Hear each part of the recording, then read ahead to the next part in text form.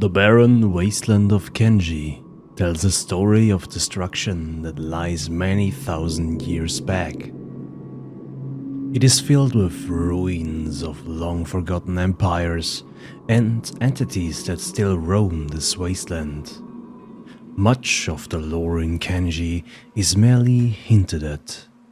We don't know what really happened after all of those years, and for me, someone who loves to tell stories and theorize about what could have been, it is the perfect feeding ground, so to speak. Oh, and by the way, hello, my name is Pedostrophia. I've been doing Kenji content for over 5 years now, and in this time, I've spent many hours playing, writing, recording, and editing Kenji content.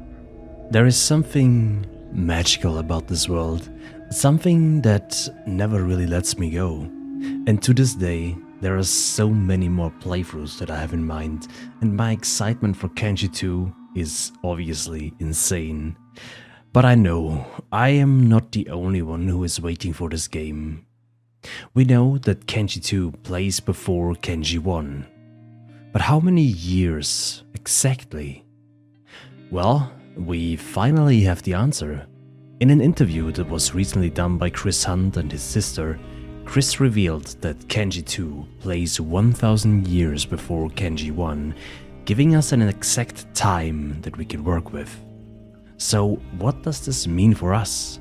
To understand the timelines of Kenji, I will go back to the beginning.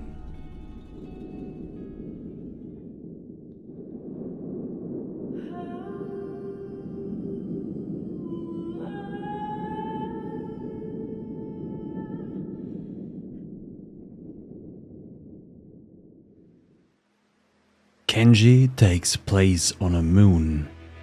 It is believed that the Ancient Ones were the first one to set foot on this moon and create the first empire. They created this first empire with highly advanced technology. And from what we know, they were humans, just like the Greenlanders we see in-game.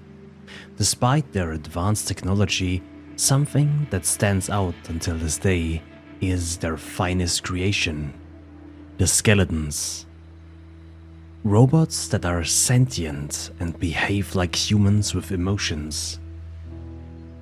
While the Empire was highly advanced, it was still vulnerable, and so everything that goes up must eventually come down. A tragic event happened, something that we still not fully comprehend. Alongside the skeletons, the Ancient Ones created behemoths, giant skeletons that were possibly used for warfare. If we take a closer look to obedience, it tells us a tale of tragic and despair. For some unknown reason, it is believed that the Ancient Ones sent the behemoths into this pit and filled it with an insane amount of liquid metal, killing the behemoths in the process. Whatever they were scared of them, or something different happened, we don't know. The skeletons, seeing what humanity has done, retaliated, and the first big war started. Now the Ancient Ones were fighting their own creation, and from what we can tell, they were losing this battle. A tragic tale, and a look into Stope's garden gives us further insight on this. Here lies a giant skeleton, possibly a behemoth, although he seems to be a bit smaller than the behemoths in Obedience. But the most spread information is that Stope sacrificed himself to save humanity, as the skeletons pushed them to the brink of extinction. If we take a closer look, there seems to be some shells from a projectile next to Stope. Some say that by stopping this projectile, he lost his life. It is strange though, as the Elder claims that Stope is the exterminator of humankind. They worship him, the warriors of Great Stope. He's an eternal martyr now. exterminator of the human plague. Isn't that just as ironic? This would imply that the so-called Stopes gamble makes more sense, as he was gambling whatever to destroy or save humanity. One thing is clear though, that after Stopes' sacrifice, the skeletons were feeling so guilty about what they have done that many of them resorted to self-destruction. And others were confused about the extreme guilt. This was the end of the First Empire and the beginning of the Chaos Age. Many calamities and natural disasters later left the world in further despair. There is a wild theory going around that a being called Chitrin stopped all of those calamities.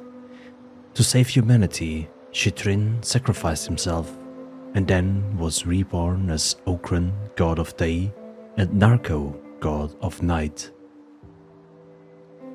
What was clear though was that in this fateful time, a skeleton took the guilt of all of his brethren and decided to redeem himself to humanity. Catlon.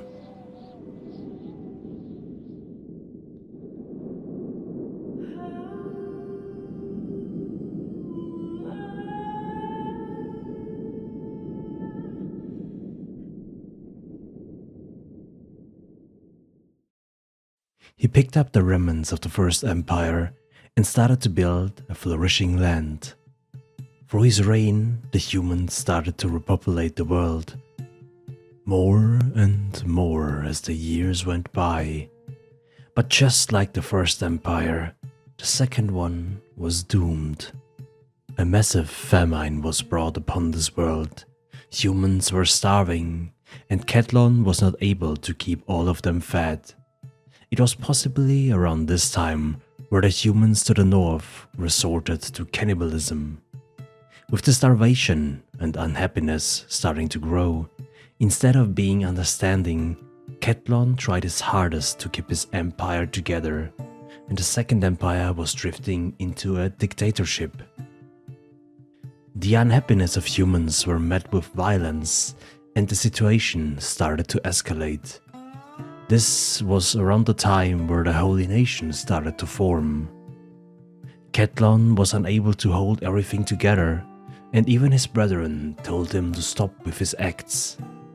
At this time, the thralling began. Catlon started to behead his own, and one can clearly see that he was losing his sanity.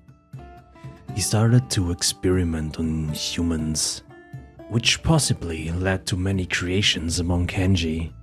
The Shek, for example, were genetically made and they were called Enforcers. A comment from a skeleton when you visit the Black Desert City hints towards that. This could also be the trigger why there is a heavy conflict between the Holy Nation and the Shek Kingdom. The Second Empire was now crumbling. The Holy Nation was fighting back, the cannibals becoming more of a threat, and his own brethren going against him. What happened next, we don't know. Was it done by humans, or maybe one of his kind? The capital now lies in crumbles, and when you visit the Ashlands, you can see the aftermath of the final that happened before the fall of the Second Empire. Was it a bomb? Was it a machine? Was it betrayal from the inside? Something destroyed Catlon's empire, leaving the madman sitting on his throne to this very day.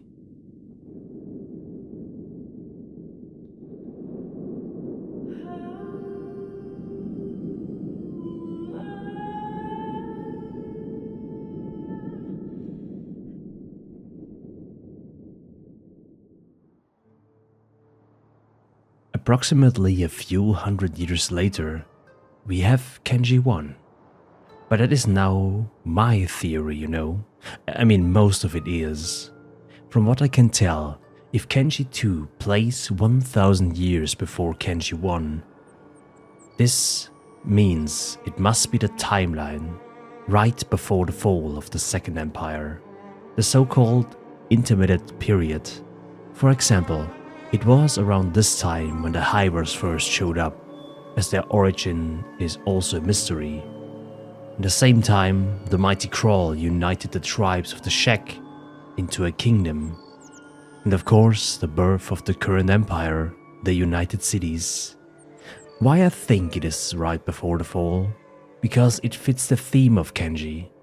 If we go back too far, we are in the prime of the Second Empire, the world of Kenji would be quite boring. I suspect the timeline plays in the turmoil of this age. Some of the dates may vary, as we really don't have 100% proof. We likely see the fight between the former Holy Nation. We see the hydraulic knights fighting the cannibals. We will see Kral's rise to victory.